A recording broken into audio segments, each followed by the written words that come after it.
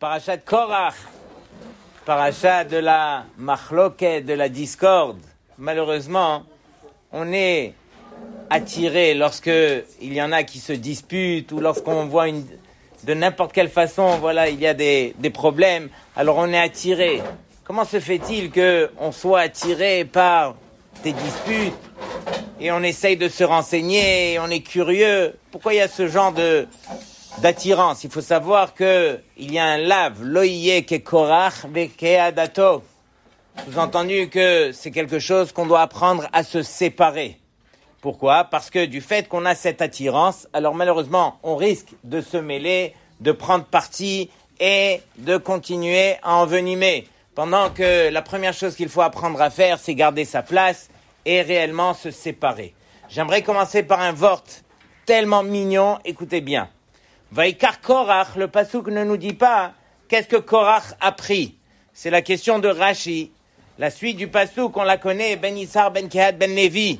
Donc, il n'est pas mentionné ici qu'est-ce qu'il a pris Korach. Et sur cela, Rashi répond, Lakar et atzmo, letzad echad, lihyot nechlak mitoch haeda. Donc, Rashi nous dit la réponse connue, Lakar et atzmo, letzad echad. Il s'est pris lui-même d'un côté. Que veut dire il s'est pris lui-même d'un côté? Plus loin, Rashi va nous dire que Korach, chez Pikeach Haya, Mara'a leshtudze. Korach, que lui, il était Pikeach. C'est quoi Pikeach? Il était intelligent, il était brillant, il était fin d'esprit. Comment est-ce qu'il a pu tomber leshtudze de faire une bêtise pareille que d'aller en machloket contre qui? Contre Moshe Rabbeinu. On peut imaginer une chose pareille. S'il était Pikeach, il aurait dû faire exactement le contraire. Alors, écoutez bien ça. Un Pikeach, c'est qui? C'est quelqu'un qui va regarder les deux tzdadim, les deux côtés de la chose. Et après, il pourra juger. Lorsque Korach se trouvait en Égypte, alors on l'appelait Pikeach. Pourquoi? Parce que là-bas en Égypte, il regardait les deux tzdadim. Et si vous remarquez bien, tzad, la valeur numérique de tzad, ça équivaut à 94. 94, s'il regardait les deux tzdadim, 94 fois 2, ça équivaut à 188. 188, c'est la valeur numérique de quel mot? De Pikeach. Donc, le Pikeach qui était Korach, ça c'était lorsqu'il était en Égypte. Lorsqu'il est arrivé malheureusement dans le désert, alors là, il ne regardait plus les deux tzdadim. Et donc, lorsque quelqu'un se sépare et qui ne veut pas regarder les deux tzdadim, qui ne veut pas comparer, qui ne veut pas réfléchir avec l'autre et qui va uniquement de la façon dont lui il pense, alors là, ça arrive à la machloket. Et la preuve en est, c'est que lorsque il y a deux Pikeach, il y a Korach et il y a Moshe, et qu'on arrive à se parler l'un envers l'autre, alors là, on arrive au shalom. La preuve en est, c'est que Pikeach fois 2 équivaut au shalom. Faites la gematria, ça équivaut à 376. Tout ça pour dire que c'est ça le but. Le but, c'est de se rapprocher de l'autre, essayer de réfléchir avec l'autre, essayer de comparer ce que moi je pense par rapport à ce que lui il pense, et non pas continuer uniquement les tzad echad. Donc c'est ça ce que Rashi nous dit, la kach et atzmo les tzad echad. Il s'est pris lui-même d'un seul côté, il n'a pas voulu comparer avec le côté de Moshe Rabbeinu. Sur cela, le passouk continue et nous dit Ben Kehat, Ben Levi, il s'arrête là. Rashi de dire, pourquoi est-ce qu'on n'a pas été jusqu'à Ben Yaakov? Rashi nous dit, parce que Yaakov Avinu, il a prié. Et pourquoi il a prié? Regardez bien. Velo izkir Ben Yaakov, shebikesh rachamim alatzmo. Parce que Rashi, il a voulu demander rachamim sur lui-même. Shelo izacher shemo al machloktam. Pour ne pas que son nom, le nom de Yaakov, soit rappelé dans la machloket qu'il y a entre Korach et Moshe. On peut imaginer un film d'horreur au plus grand que celui-ci. Est-ce qu'on va aller en machloket contre l'homme le plus anav qui est Moshe Rabbeinu? Et donc regardez bien. Première question. Qu'est-ce que Yaakov Avinu? Pourquoi est-ce qu'il avait peur? Même si on n'a pas mentionné le nom de Yaakov Avinu, on sait très bien que Korach, c'était le fils de Yitzhar, de Kehat, de Lévi, et on sait très bien que Lévi, c'est le fils de Yaakov. Que tu le cites dans la Torah ou pas, qu'est-ce que ça va changer?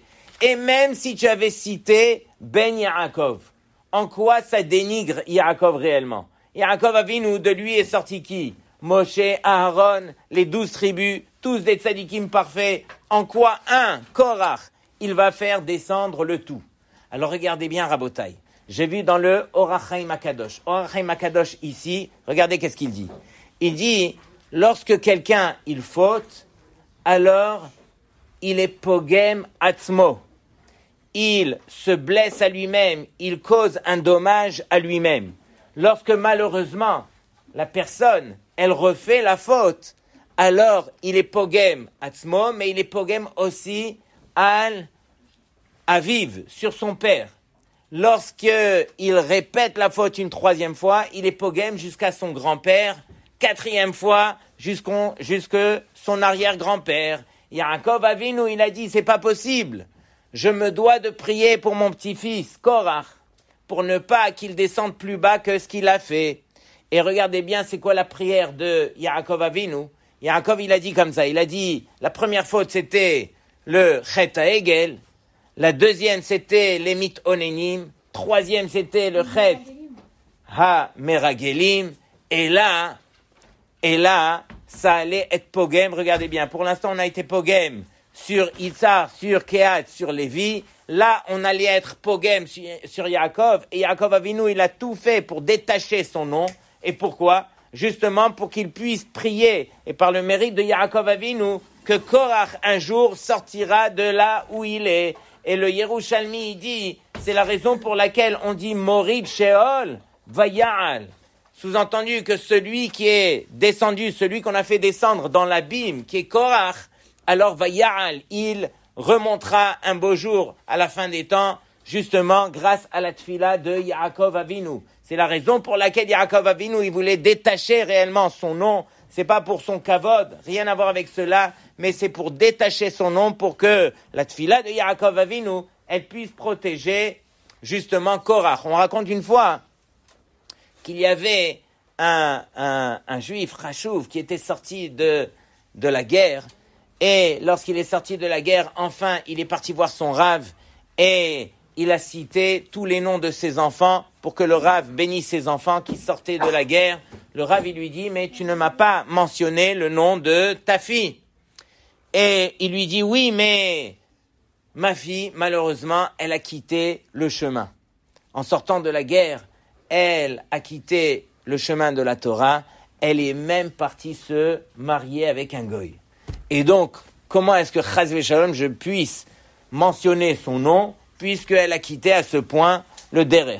Et donc, le Rav, il lui dit, mais non, tu n'as pas le droit de faire une telle chose. Tu continues à prier pour elle et tu ne sais pas ce qui va se dérouler par la suite. Et donc, il lui dit, ok, il lui a cité son nom et il lui dit, je prie pour elle, mais toi, tu continues à prier pour elle. Et en fin de compte, après la guerre, alors, elle a été vivre aux États-Unis, arrivée là-bas. Donc, l'histoire nous raconte qu'elle a divorcé, elle s'est remariée avec un juif, mais en fin de compte, lorsque les Juifs ont voulu sortir, alors il n'y avait aucun pays qui ne pouvait les accueillir, si ce n'est que s'ils avaient des résidents de leur famille qui habitaient dans le pays. Lorsque, finalement, sa fille, elle a fait des recherches et elle a vu que le seul survivant de toute la famille, c'était son père, alors elle lui a envoyé un message, elle lui a dit qu'elle habitait aux États-Unis, qu'elle pouvait le recevoir, elle lui a envoyé un visa et il a été aux États-Unis, il a été sauvé justement par sa fille qui, elle, auparavant, donc, était partie aux États-Unis. Tout ça pour dire que c'est ça la prière de Yaakov Avinu. Quelqu'un qui prie, on ne sait pas où est-ce que cette fille-là, finalement, va aboutir. On continue. On voit finalement que Moshe Rabbeinu, qu'est-ce qu'il a reproché à Korach vechol adato? Moshe Rabbeinu, il dit à Korach, il lui dit Rav Lachem Bene Lévi. Qu'est-ce que ça veut dire Rav Lachem Bene Lévi? Ça suffit. Vous êtes déjà les Lévi'im, vous avez le sroud de pouvoir porter le Aaron. Plus que cela, Kadosh Baruch Hu, il a décidé autrement. et donc vous revendiquez aussi la Kehuna, Rav Lachem, ça suffit pour vous. Et sur cela, regardez bien. Moshe Rabbeinu lui-même, il a été puni. Comment est-ce que toi, Moshe Rabbeinu, tu as pu dire à Korach, Rav Lachem? Rav Lachem n'était pas approprié. Pourquoi? Parce que Korach, lui, qu'est-ce qu'il revendiquait? Il revendiquait un rang qui était supérieur au niveau spirituel. Lorsque quelqu'un il vient et il demande de grandir au niveau spirituel encore plus, alors on ne peut que l'encourager. On n'a pas le droit de le décourager. Par exemple, imaginez, il y en a un qui vient et qui me dit « Je vais étudier ce soir toute la nuit. J'aime la Torah, je veux étudier la Torah toute la nuit. » Qu'est-ce qu'on va lui dire? On va le décourager, on va lui dire « Mais non, tu fais n'importe quoi. » Ou bien, on va essayer de prendre son élan et on va lui expliquer que malheureusement, des fois, alors il y a de meilleures façons de faire. Si tu vas étudier toute la nuit, le lendemain, toute la journée, tu vas dormir et tu vas rater ça et ça. Donc, on va l'aiguiller. Mais de là à le décourager lorsqu'il a un élan spirituel, on n'a pas le droit. De même, Akadosh Baruch Hu, il s'adresse à Moshe dans ces mêmes termes. Lorsque Parashat Vaïtranan, Moshe Rabbeinu, il arrive et il prie 515 téphilot pour entrer en Eretz Israël. Akadosh Baruch Hu arrivé à la 516e téphila, juste avant de prononcer, qu'est-ce qu'il lui dit? Ravlach. Ravlach. C'est quoi Ravlach? Ça suffit pour toi.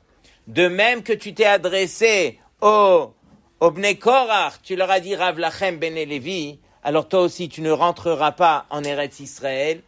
Justement, toi, tu voulais rentrer en Eretz Israël pour faire les mitzvot, pour grandir encore plus au niveau spirituel. Tu n'auras pas ce srout. Tu as voulu freiner Korach de la sorte, toi aussi, on te freinera de la sorte. Donc, pour nous, c'est un moussard. C'est un moussard que, encore une fois, on se doit de, justement, faire attention à l'élan spirituel que chacun a envie de faire. J'ai vu le Rav de Brisk, il dit, quelle était la 515e tefila que Moshe Rabbeinu il a fait? Et il cite le verset dans Parashat Mishpatim, où là-bas c'est marqué « Ve'im amor yomar ha'eved, ahavti et adoni et ishi ve'et banai, lo etze hovshi » C'est qui le Eved par excellence? Nul autre que Moshe Rabbeinu. « Ve'im amor yomar » Et si Moshe Rabbeinu, il répétait, il faisait des tfilotes, on peut imaginer toutes ces tfilotes, combien est-ce qu'elles étaient chères? Chaque tefila de Moshe Rabbeinu, c'était une tefila. C'est pas qu'il répétait les mêmes mots. Chaque tefila, elle avait son chidouche. Veim amor yomar. Et donc, s'il répétait ce Eved par excellence, Moshe Rabbeinu, qu'il voulait rentrer en Eretz Israël, ahavti et adoni, j'aime mon maître, j'aime Akadosh Baruch Hu, et ishti, j'aime ma femme, la Torah, vet banai, mes enfants, les béné Israël, lo etze hovshi. Akadosh Baruch Hu ne me laisse pas sortir sans pouvoir rentrer en Eretz Israël, sans pouvoir accomplir les mitzvot. Et Akadosh Baruch Hu, il lui dit, Mechila, Ravlach, ça suffit, j'ai jugé que pour toi, c'était la limite. Donc encore une fois, imaginez, quand quelqu'un veut faire des mitzvot, combien il se doit de répéter, de vouloir justement avoir cette volonté de grandir au niveau spirituel. On voit que Moshe Rabbeinu, lorsque il a vu que vraiment Korach est venu avec les 250 et ils se sont révoltés, alors là, Moshe Rabbeinu, Vaishma Moshe Vaipol Alpanav. Qu'est-ce que ça veut dire Vaipol Alpanav? Il est tombé sur sa face. Là, on voit que Moshe Rabbeinu, ça y est, c'était trop difficile pour lui de porter, il en est même tombé. Et donc Rashi de dire que pourquoi est-ce qu'il est tombé? Mipene hamachloket. Ça veut dire quoi Mipene hamachloket? Ça veut dire que ici, il a vu que les béné Israël, ils avaient exagéré. Ils ont fait, comme on a dit, ils ont fait donc toutes ces fautes. La première, ils ont fait Avodazara, le Chet HaEgel. On peut imaginer plus lourd que cela, mais on voit que Moshe Rabbeinu, il est venu et il a dit à Hachem, Mechen ina misifrecha asher katafta. Il était prêt à dire à Hachem, écoute, efface mon nom, protège les béné Israël. Ça, c'est pour le Chet HaEgel. Ensuite, Moshe Rabbeinu, encore une fois, il voit que les mitonénim, les béné Israël, ils commencent à se plaindre. Vous vous plaignez? Même sur cela qui, vraiment, aux yeux d'Hachem, c'était pas correct, Moshe Rabbeinu, il a demandé à Hachem de les pardonner. Arrivé au troisième, qui est le chet des Meragelim, les Meragelim sont venus et ont fait une faute terrible. Sur cela aussi, Moshe Rabbeinu, il a prié pour protéger le clan d'Israël. Lorsque arrive la faute de Korach, alors là, Vaïl Paul Alpanav. Et on pose la question, on dit, mais la faute de Korach, ok, c'est grave, mais c'était une petite assemblée par rapport à tout le clan d'Israël. Rien à voir avec les autres fautes. Même dans la faute des Meragelim, tous les Béné Israël ont pleuré. Tout le monde était impliqué. Dans la faute de Korach, il n'y avait qu'une petite assemblée qui était impliquée. C'est beaucoup moins grave que même que le Chet HaEgel. On voit que même pour le Chet HaEgel, Moshe Rabbeinu, il a tenu bon. Il a prié pour que Akadosh Baruch Hu leur pardonne. Pourquoi est-ce qu'il flanche juste au moment où il y a Parashat Korach? Qu'est-ce qu'il y a d'aussi grave? Alors, Rabotai, écoutez bien. Lorsque les Béné Israël, ne serait-ce qu'un petit groupe, alors ils vont maintenant venir et se confronter l'un envers l'autre, peu importe le nombre. Ici, c'est Ben Adam la Havero. Ben Adam la Havero, il n'y a pas de réparation possible. Lorsque on vient pour faire une machloket, pour aller contre son prochain, Moshe Rabbeinu, il vient nous montrer que ça c'est aussi grave même que les autres fautes qui ont été faites, même encore plus grave que Avodah Zara. Avodah Zara, on voit que Akadosh Baruch Hu, il finit par pardonner. Mais le Ben Adam la Havero, qui n'est pas justifié et qui va aller vraiment l'un contre l'autre, regardez combien est-ce que ce fléau, même Akadosh Baruch Hu, il a eu du mal à pardonner, et c'est pas juste du mal à pardonner, c'est que Moshe Rabbeinu, il a voulu montrer au Béné Israël que ça, c'était trop. Ça, c'était trop. Ben Adam la Havero, on ne touche pas, c'est du feu. La machloket, c'est du feu, on doit apprendre à s'en séparer, on doit apprendre à réaliser qu'entre nous, c'est uniquement les relations qui permettent à Kadosh Baruch Hu d'être fier de nous, et donc à nous de nous prendre en main. Shabbat Shalom.